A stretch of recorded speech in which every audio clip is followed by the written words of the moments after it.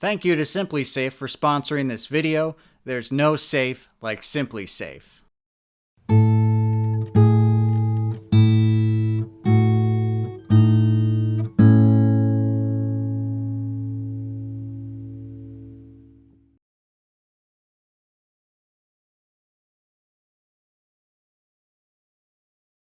Hey there folks, in this video we're going to be talking about a disappearance in Yosemite National Park.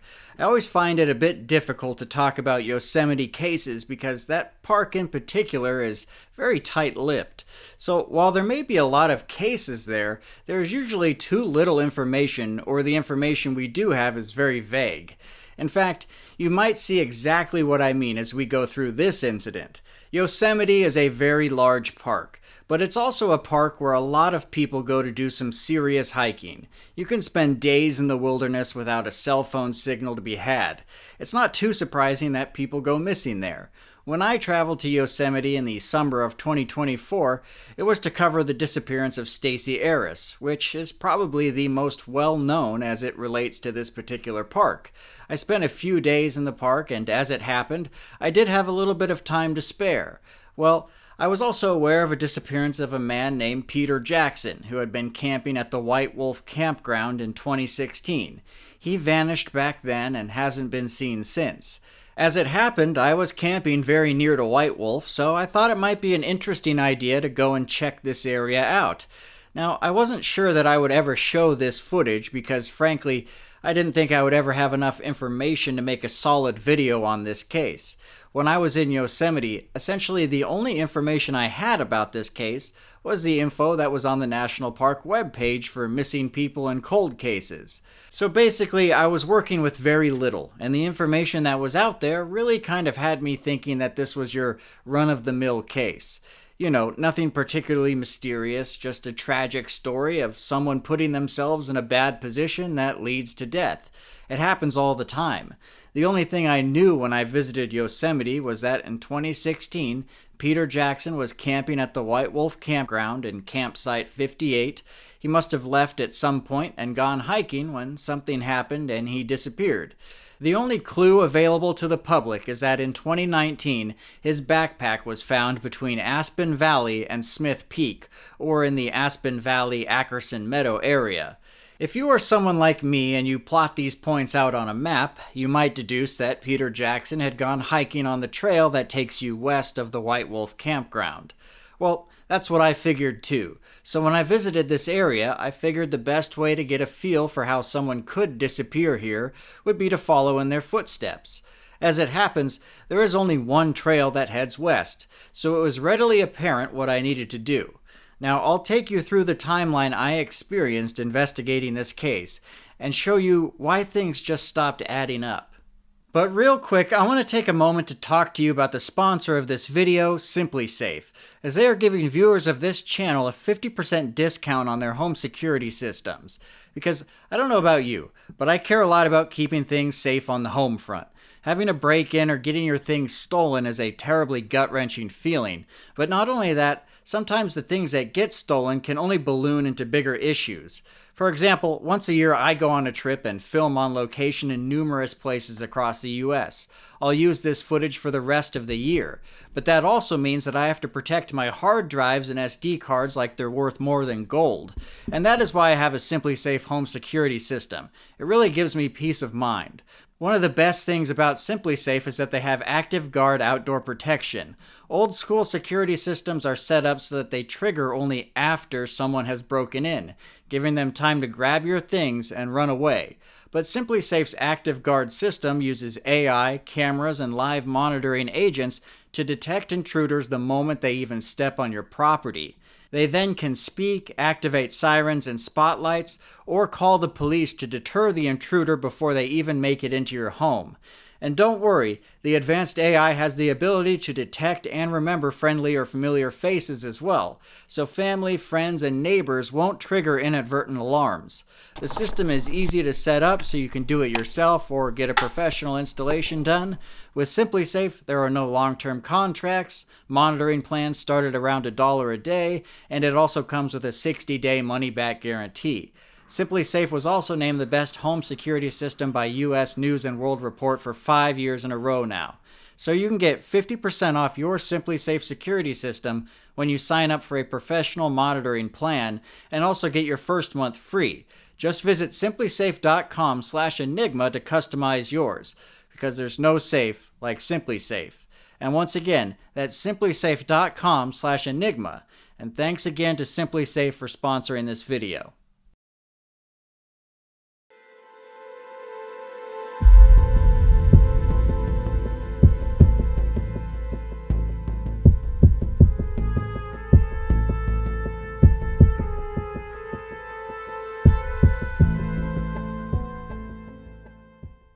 Peter Jackson was 74 years old in September of 2016. His main interests included nature, hiking, and wildlife. He practiced some degree of Buddhism in his spiritual life and was known to people as a somewhat distant and nomadic individual. Friends and family described him as an experienced hiker who can sometimes go off the grid by himself. He spent most of his day-to-day life living in Mexico amongst a small, close-knit group of retired, wealthy, and intellectual friends. He was visiting California in September of 2016 in order to see some family and sell property he had in California. He was due back in Mexico by the end of October. Part of this trip included a stop in Yosemite National Park for a little camping and hiking. Peter was not familiar with the area he was planning to camp in and had not spent much time in Yosemite. Already, you have more information than I did when I was in the park and hoping to investigate this case a little bit. So let me show you the footage I shot while I was there, and you can get an idea of the terrain and what it looks like in the granite-filled forests of Yosemite.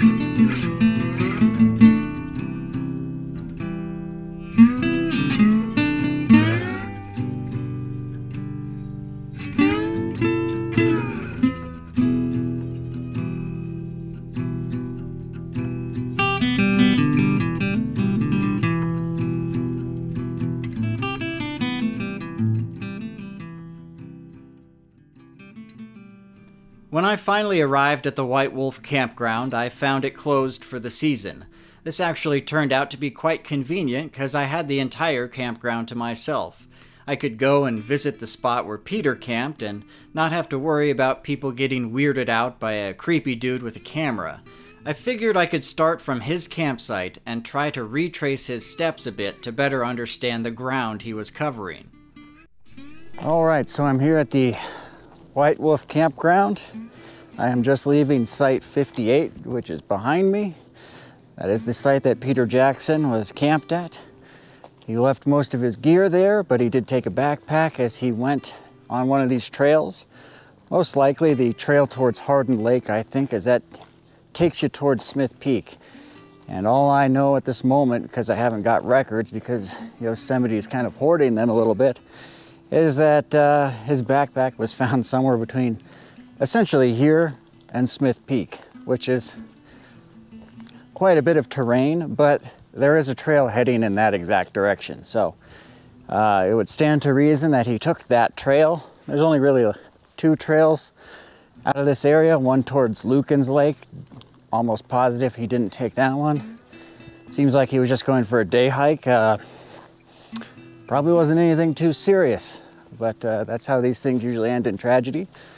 But he was heading out this way, undoubtedly. Left his campsite. His campsite was unattended for multiple days, and that's when rangers started getting the idea that maybe something was amiss, because he should have checked out. Looks like he must have gone down this trail towards Hardin's or Smith Peak, go in the same kind of direction, it looks like. So I'm going to start heading down that way just to check it out to see if I can make any sense of how someone could have gotten lost out here and never be found. And again, his backpack was found 3 years after he disappeared, roughly. So he must have gotten off trail pretty good. And I wish I knew exactly where his backpack was found, but again, really I just got the most general information on this case right now, and I'm kind of hoping by the time I actually release this video, I have a lot more details, but right now I'm really limited on what I know. So his backpack was found somewhere between here and Smith Peak. It's a large area, but there is a trail in that direction, so let's go check it out.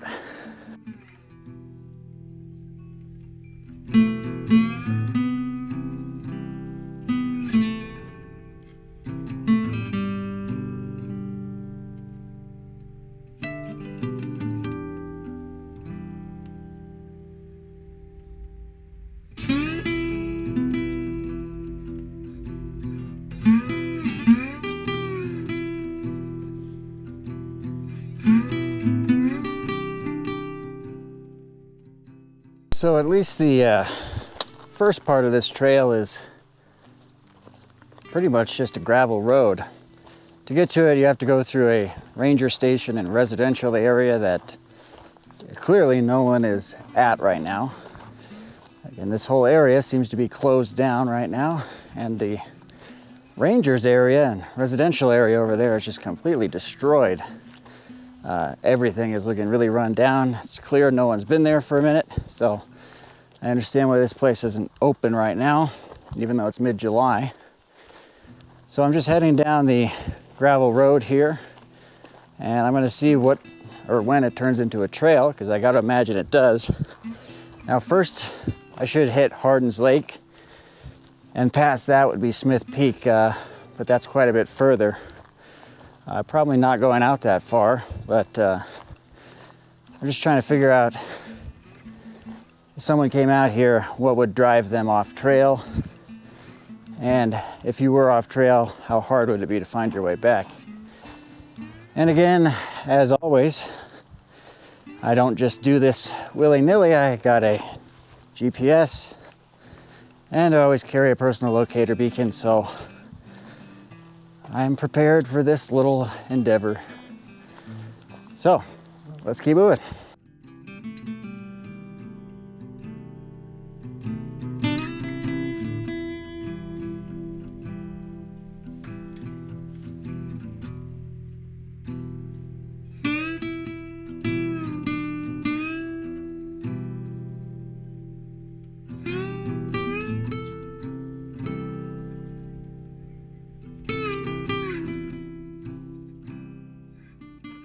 One thing I'm already noticing, just a short while into this hike, is that it's a very beautiful place. And it's very secluded, you know? Yosemite is always packed with people, it seems like, no matter where you go. And I haven't seen anyone heading down this trail or on the trail, and it's a really beautiful place. Kind of interesting, you know? I'm so used to running into people all over the place here. But I'm also considering that since it's so beautiful out here, you know, you always get the temptation to kind of go off trail a bit, because you see a lot of places that looks like they'd be fun to go. Climbing up a rock here to get a better view of the creek, this kind of thing.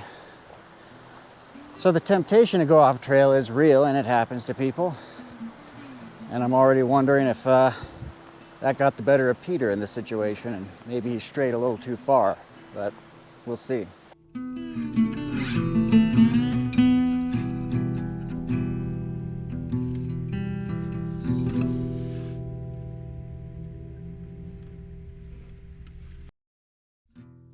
One thing to always keep in mind about Yosemite is that there are a lot of bears here.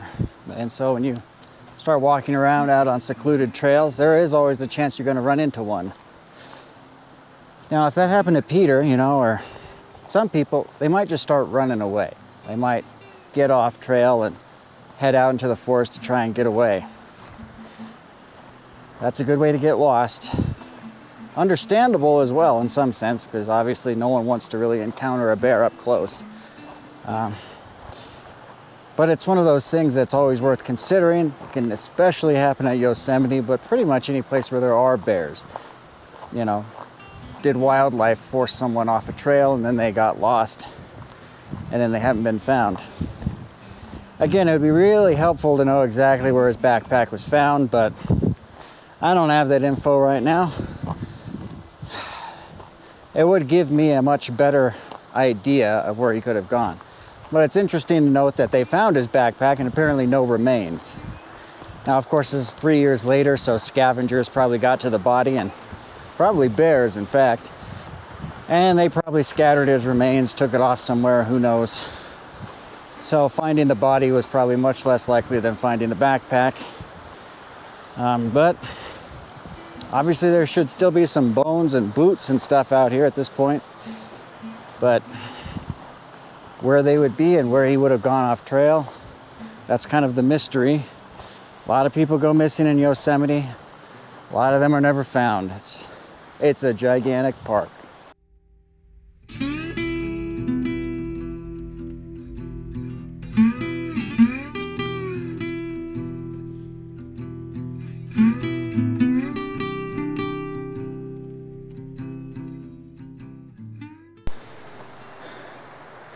Lots of granite in this area. Lots of boulder fields. I think we all know what that means. People are gonna go missing.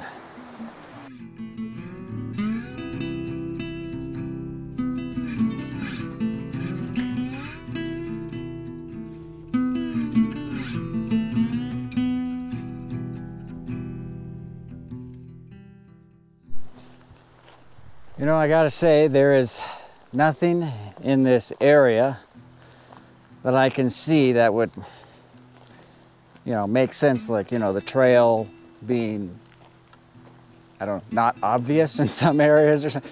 The trail's very obvious. So then it just comes down to the two questions of, did something force him off trail, or did he intentionally go off trail because he wanted to check out some of the cool things around here? Because he could have gone off trail intentionally and got himself lost. And then, of course, as I mentioned earlier, the possibility that he was pushed off the trail by an animal. More than likely a bear, but you know, the bears here, bear attacks aren't that common, especially because they're black bears, which are far less dangerous than brown.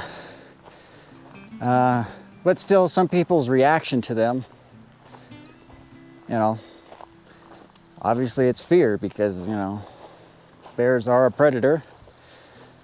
Though, you know, black bears like berries and things, you know, but still.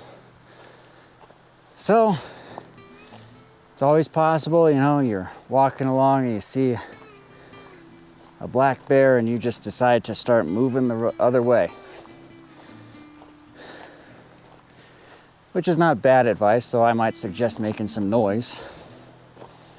Still, it's something to think about when it comes to this disappearance, because I think something had to have pushed him off trail, whether it was his own accord or something else pushed him off. At a bit of a high altitude here, I think we're near 8,000 feet. Though I've been spending a lot of time at this altitude lately, so I'm not as winded as I usually would be going uphill. You know, one other thought has occurred to me while I was walking and thinking here, and that is he was a bit of an older fella, and of course there is always the possibility that he had some sort of, you know, health issue. I mean, obviously he was supposed to be in good health and everyone knew him to be a pretty good camper, hiker, and all that. But sometimes, you know, especially at higher altitudes, sometimes things happen. You know, you never know. Heart attack, whatever, can occur to even young people. So that's always another factor. But then you would assume his backpack would be near the trail. His body might have been taken by scavengers, especially if people weren't really going through this area too much. But I guess more than anything else, it seems like something drove him off trail at this point, because usually if the body's close to a trail and you have some sort of health ailment, they'll find you pretty quick during the search and rescue. You would hope. So it seems like he must have wandered off or been forced off. I think I'm gonna have to land on one of those two theories as it comes to this case, so.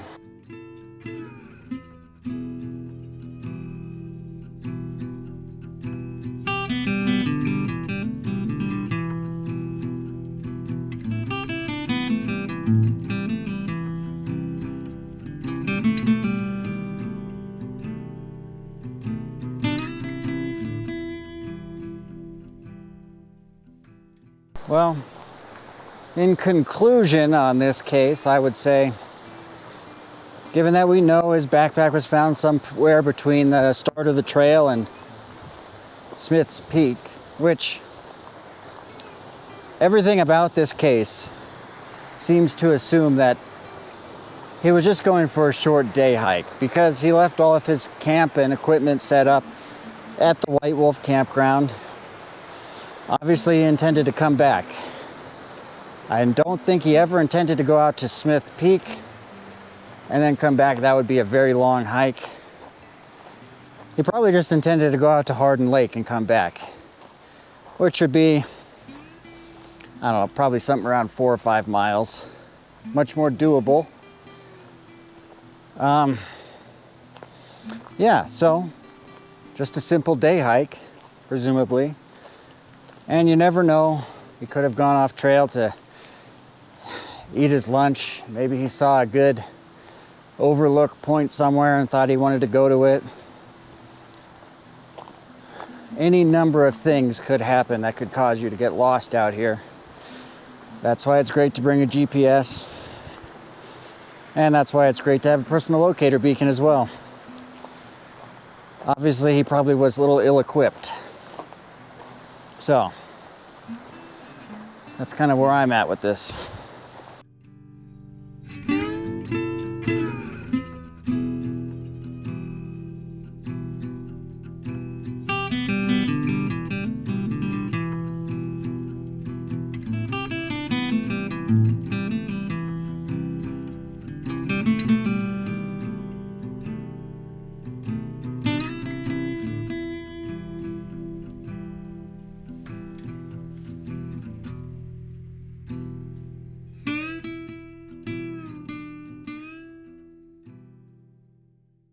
After filming on location near White Wolf, I pretty much forgot about this case altogether. I did request the records for his disappearance from the NPS, but I was confident that nothing would come of it. Peter's case is still open as he's still missing, and Yosemite is notoriously difficult when it comes to transparency. Basically, all indications were that I'd never end up talking about this case or showing the footage that I just did. Based on the limited info I had, it seemed like any number of things could have happened to Peter. He could have gone off-grid and gotten lost or had a medical event. He could have encountered a mountain lion or bear and gone off trail to get out of its way and then become lost. Who knows, really? And then the unthinkable happened. Yosemite decided to give me Peter's case file.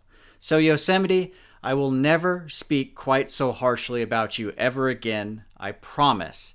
Obviously, when this kind of thing happens, we start to learn a lot more. So I will waste no time in presenting you with the most interesting bits of information turned up by investigators, but I will also encourage you to pay close attention. Keep what you already know about this case in mind. Sure, we don't know much, but still, keep it in mind as I cover this information. Let's begin with the timeline. Peter Jackson left Mexico and drove to Sacramento to camp near Fort Bragg on September 10, 2016. After camping there, he planned to camp at Yosemite National Park and then drive to San Diego to visit his son on September 23rd. Peter drove to Sacramento with an unnamed male friend who was dropped off. Around September 13th or 14th, Peter spoke with someone via telephone. He was said to be in good spirits and was enjoying his camping trip. During this time, he was presumably alone. On September 17th, Peter sent a text message saying that he had left the campsite at Fort Bragg and was on his way to Yosemite National Park. In the text, he mentioned using the back roads to get to the campsite. This was the last contact he had with anyone. On September 27, 2016, at around 8 a.m., a ranger was assigned to investigate the whereabouts of Peter Jackson. He learned that the day prior, September 26th, a ranger was preparing to close the White Wolf campground for the rest of the season.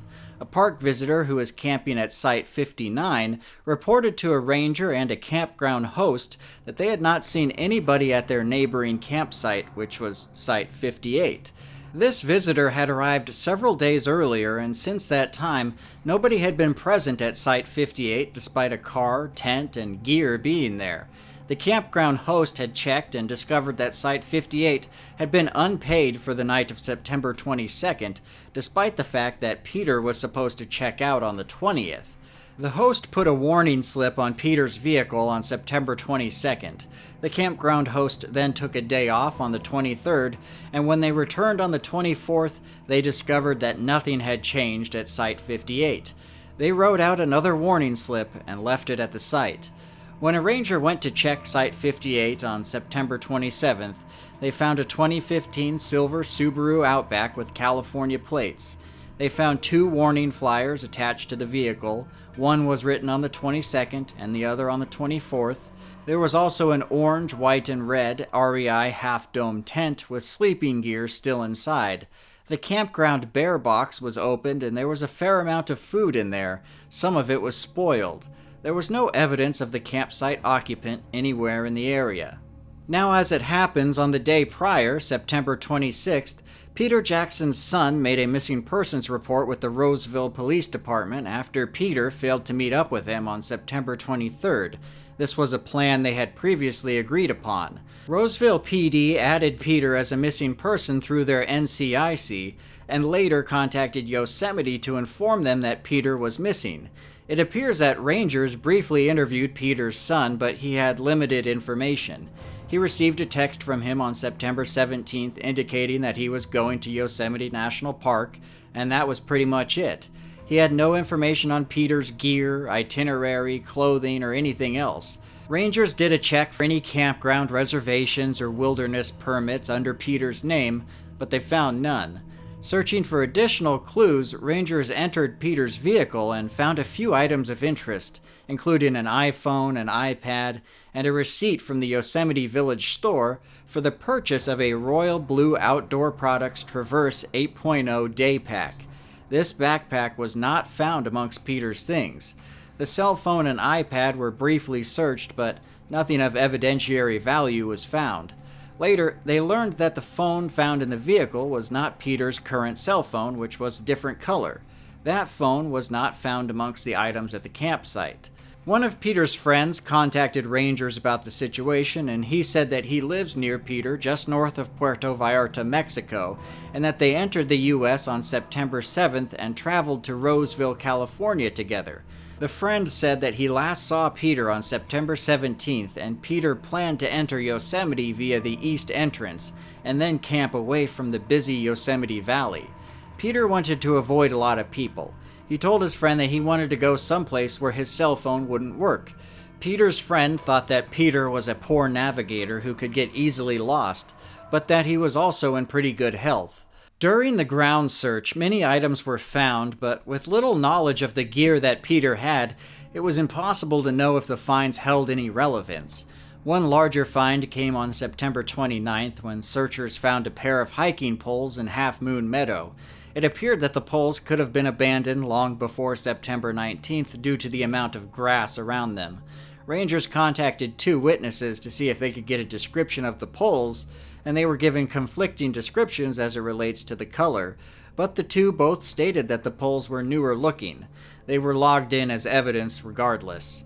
On October 1st, 2016, the field search for Peter Jackson was suspended after finding no leads or information that could potentially drive the ground search. During the search period, bad weather like snow and rain continually hampered efforts. I know I didn't cover many details of the search efforts, but they didn't really supply me with many. The search was relatively short, and there weren't a lot of people on the ground either. By the looks of it, it was a pretty limited search effort. It didn't make big headlines, and Peter Jackson just became another name on a list. A number of interviews were conducted throughout the investigation into Peter's disappearance. Rangers made a good effort to contact everybody who stayed at the White Wolf campground and everyone who had a wilderness permit during the time Peter was within the park. The goal was to find anyone who had seen him, and at the very least supply a description of what he was wearing and what gear he was carrying. In a second, I'm going to go over 3 interviews that have relevance, or at least potential relevance. The first 2 interviews are from 2 men who were part of a group that was hiking in the region where Peter Jackson disappeared. The third interview is with a staff member at the White Wolf Lodge. On September 27th, a telephone interview was conducted with a potential witness. Their name has been redacted. They stated that they were staying with others at the White Wolf campground between September 19th and the 21st. They also had a wilderness permit because their goal was to do a 3-day, 2-night hike from the White Wolf campground to 10 Lakes and then return to the campground. The witness remembered meeting a group of 3 people on the 10 Lakes trail on September 19th. This meeting occurred north of the White Wolf 10 Lakes Junction, but south of Half Moon Meadow. The party of 3 consisted of 3 white males with ages ranging between 40 and 50. The group stated that they had camped at 10 Lakes for 3 nights, and they were all carrying large packs and hiking poles. Their stated destination was Tioga Road. The witness felt that the 3 men had California accents and seemed to be familiar with the Yosemite area. When asked, the witness did not recall that this 3-person party mentioned seeing anyone else on the trail. After being pressed a little by the interviewing ranger, the witness said he vaguely recalled them saying they had seen a lone hiker, but he wasn't sure. As the witness continued on with their story, they recounted how they eventually ran into a single hiker near the top of the switchbacks between Half Moon Meadow and Grant Lakes. The lone man was wearing a hat and carrying a blue day pack. The witness did not recall this man saying where he was going or where he was coming from, and he was not sure if he resembled the photo of Peter Jackson from the missing persons flyer. The ranger then ended that interview and called up another member of the same group to get his side of the story and his descriptions. His version matched up with that of his companion. He said it was a 3-day, 2-night hiking trip. He said they first encountered the group of 3 white males on their way to 10 Lakes. This witness did recall this party mentioning a lone day hiker who had entered at White Wolf and said that they would probably see him later on the trail.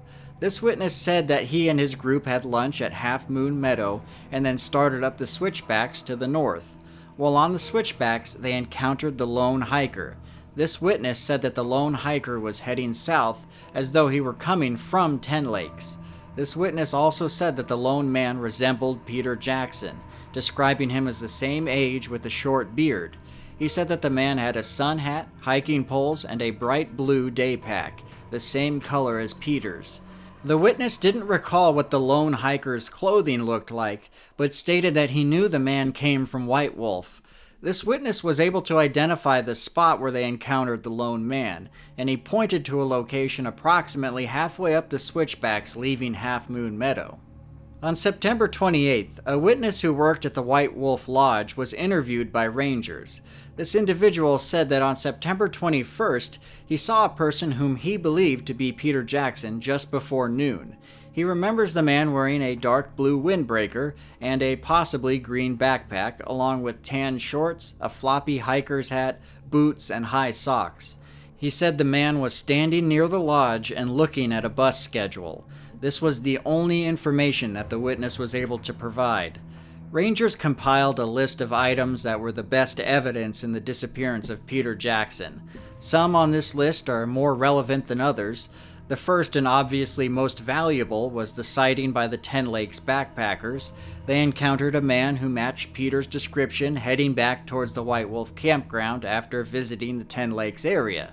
This sighting occurred at roughly 3 p.m. on September 19th, the day before Peter Jackson was due to leave the park.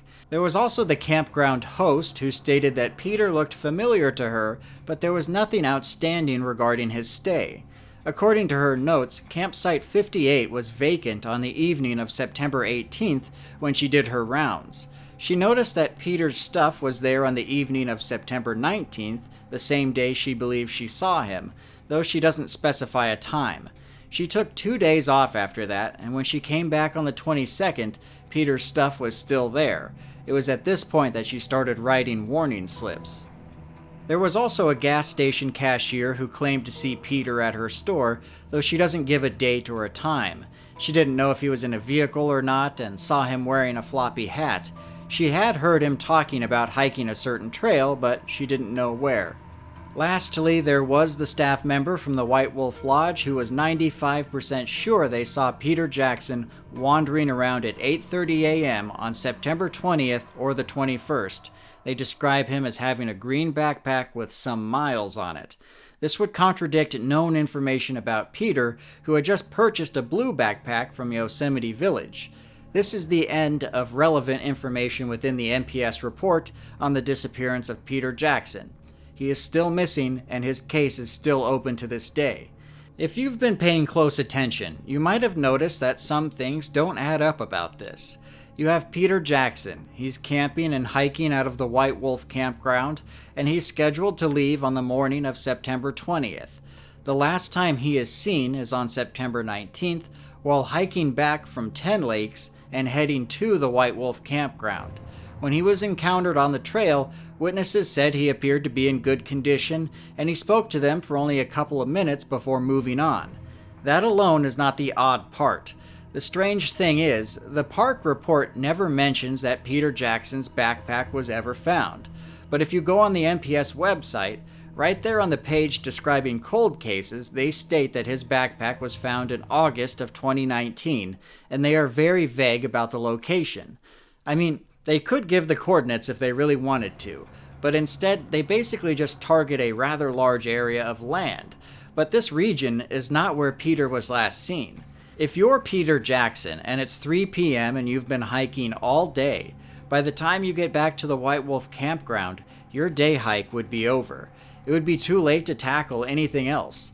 The 10 Lakes Trail would have taken him right back to the campground, and there would be no reason for him to start doing a rather long journey out to Hardin Lake or the Hetch Hetchy Reservoir. But let's take a pause for a second. The first question we need to ask is, why wasn't there any mention of Peter's backpack being found in the NPS report? I thought that was rather odd, so I contacted the NPS about this. I told them that I had read the case file many times and there was no mention of the backpack, despite the fact that the backpack is mentioned on the NPS website. The initial response was, "We should have given you everything in the case file, but we'll check on that." Then they sent me another email saying they did not redact any physical evidence that was collected. Well, that's really great news, but it also looks really bad. Shouldn't they have information on this critically important find in the case? Then they got back to me a third time and said they spoke with an investigator about my follow-up questions and that this was still an open case and any other records they may hold are exempt under 7A, which is the classic, "We won't give you these records because they're for possible law enforcement proceedings." I did have to ask a final question because it didn't make much sense that they would make the discovery of the backpack public, but exempt it from the case file.